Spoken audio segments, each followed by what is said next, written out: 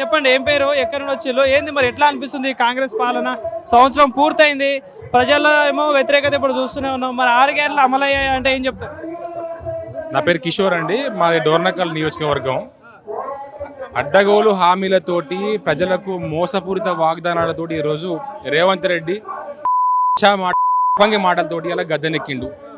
ఎక్కినటువంటి తాను ప్రజాపాలన దిశగా ప్రజలకు సేవ చేయాల్సింది పోయి అడ్డగోడు మాటలతోటి ప్రతిపక్ష నాయకులను కేటీఆర్ గారిని, కేసీఆర్ గారిని, హరీష్ రావు గారిని తిట్టడమే జయం పెట్టుకుని తప్ప ఆయనకు అభివృద్ధి లేదు. మామూలుగా ఇప్పుడు గ్రామాలలో మాట్లాడుతున్నటువంటి ఏదైతే మహిళలు ఎన్నికల ముందు వాల్చినటువంటి వాగ్దానాలతోటే మోసపోయినామని చెప్పేసి చాలామంది చెప్తా ఉన్నారు.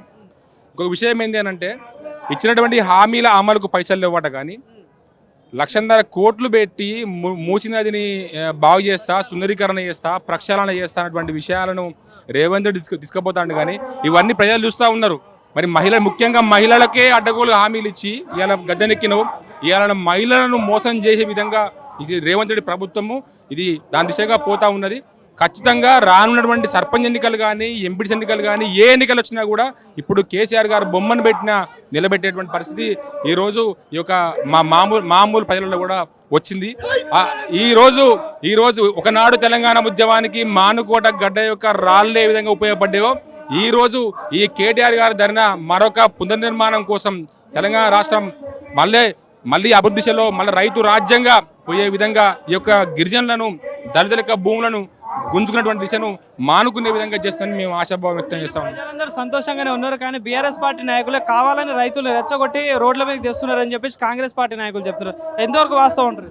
నాకు తెలిసి ఈరోజు నాకైతే ఆహ్వానం లేదు.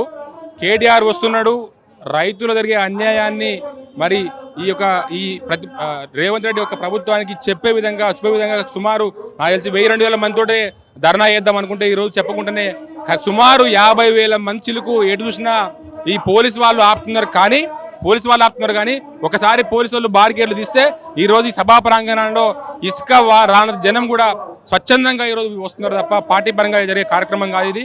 ఇది కేవలం రైతుల పక్షపాతిగా ఉన్నటువంటి కేసీఆర్ ప్రభుత్వాన్ని విమర్శిస్తున్నటువంటి రేవంత్ రెడ్డి ప్రభుత్వానికి బుద్ధి చెప్పే విధంగానే ఈరోజు ఈ ధర్నా కొనసాగుతూ ఉంది. కాంగ్రెస్ పార్టీ చెప్పిన 6 గ్యారెంటీలు అమలయ్యాయా అంటే ఏం చెప్తారు మీ మానుకోట జిల్లాలో? 6 గ్యారెంటీలు ఏది సంపూర్ణంగా అమలు కాలేదు.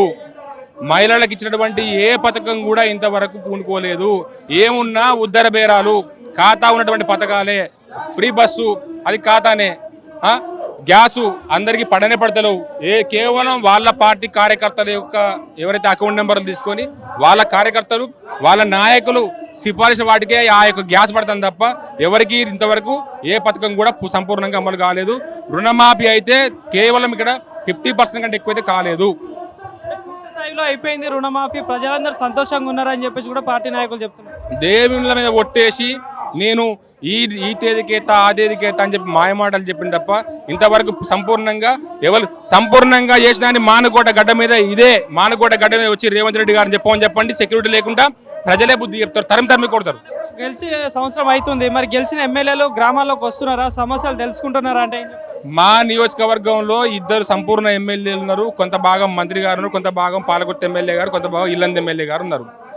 వీళ్ళు ఏమన్నా అమాస పుణ్యానికి వచ్చి ఏదైనా శిలాపలకాలు వేసే కాడనో, ఆ పలకాలు కూడా లేవు, పాత పలకాలకో లేకపోతే పెళ్లిళ్లకు పేరంటాలకు తప్ప ఏ ఒక్క అభివృద్ధి కార్యక్రమం కానీ, ఒక్క సీసీ రోడ్డు, ఒక్క బీటీ రోడ్డు ఇంత శంకుస్థాపనలు లేవు. ఇప్పటివరకు కేసీఆర్ గారు ఇచ్చిన అభివృద్ధి, పాత ఎమ్మెల్యే చేసిన అభివృద్ధి తప్ప కొత్త పనులు ఏవి ఇంతవరకు పూర్తి స్టార్ట్ కాలేదు. కొడంగల్లో ఏదైతే గిరిజనుల పైన దాడి చేసి అరెస్ట్ చేసిళ్ళు, అంటే కలెక్టర్ పై దాడి చేసిళ్ళు అని చెప్పేసి అన్నారు. గిరిజనులను అరెస్ట్ చేసి జైలు వేసిళ్ళు. సూపర్, ఎట్లా చూస్తారు? దానికి మద్దతుగానే ఈరోజు ధర్నా పెట్టిళ్ళు కదా, ఎట్లా చూస్తారు? వాస్తవంగా ఫస్ట్ ముఖ్యమంత్రి గారు ఫార్మా విలేజ్ పేరు మీద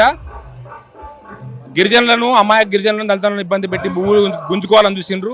ఇంత వ్యతిరేకత ప్రజలు రాగానే ఇప్పుడు ఫార్మా సిటీగా, ఫార్మా కారిడార్గా మళ్ళీ పేరు మార్చే ప్రయత్నం చేస్తూ ఉన్నాడు. ఇది రేవంత్ రెడ్డి తన నియోజకవర్గంలో తనను గెలిపించినటువంటి ఓటర్లకు, ప్రజలకే న్యాయం చేయలేనాడు. ఈ తెలంగాణ రాష్ట్రం అందరికీ ఏ విధంగా న్యాయం చేస్తాడనేటువంటి క్వశ్చన్ కూడా ఈ సభ ద్వారా తెలంగాణ రాష్ట్రం మొత్తానికి, యావత్ భారతదేశానికి కూడా తెలియజేస్తా ఉన్నది. నిజంగా అమాయక గిరిజనులను 3rd డిగ్రీ ప్రయోగించి అందరి మీద అక్రమ కేసులు బనాయించి అమాయకులు తీసుకుపోయి జైల్లో పెట్టిండు. తన కాన్సెన్స్కే న్యాయం చేయలేడు, మాకు న్యాయం అవుతున్న మాత్రం నమ్మకం లేదు. మరి మానుకోట పరిస్థితి ఎట్లా ఉంది అంటే అభివృద్ధి ఏమైనా అయిందా అంటే ఏం చెప్తారు? మానుకోటలో ఇంతవరకు ఎలాంటి అభివృద్ధి పథకాలు ప్రారంభం కాలేదు. ఇది గిరిజన జిల్లా, ఇది తెలంగాణ రాష్ట్రంలోనే గిరిజన జిల్లా, అత్యధిక లంబాడీలు ఉన్నటువంటి జిల్లా. ఇంతవరకు ఏ లంబాడి అమ్మకు కానీ, ఏ లంబాడి తల్లికి కానీ, ఏ లంబాడి కుటుంబం కానీ 2 లక్షల రుణమాఫీ సంపూర్ణంగా కాలేదు. కేవున్నా పైన లక్షలోపు అవి వేసిండ్రు. ఇంతకుముందు భార్యకున్నా భర్తకున్నా 2 లక్షల రుణమాఫీ ఎత్తాడు, కానీ మళ్ళీ కొన్ని కొర్రీలు పెట్టుకుంటా అన్ని ఆపేసిండు. ఏ అభివృద్ధి పథకం కూడా ప్రారంభం కాలేదు. ఇంతవరకు ఈ మానుకోట జిల్లాకు, మానుకోట మున్సిపాలిటీ కేంద్రానికి కేటీఆర్ గారు ఇచ్చినటువంటి అభివృద్ధి పథకాలు తప్ప కొత్త పథకాలు ఏమీ రాలేదు. కొత్త నిధులు ఏది రావు కూడా.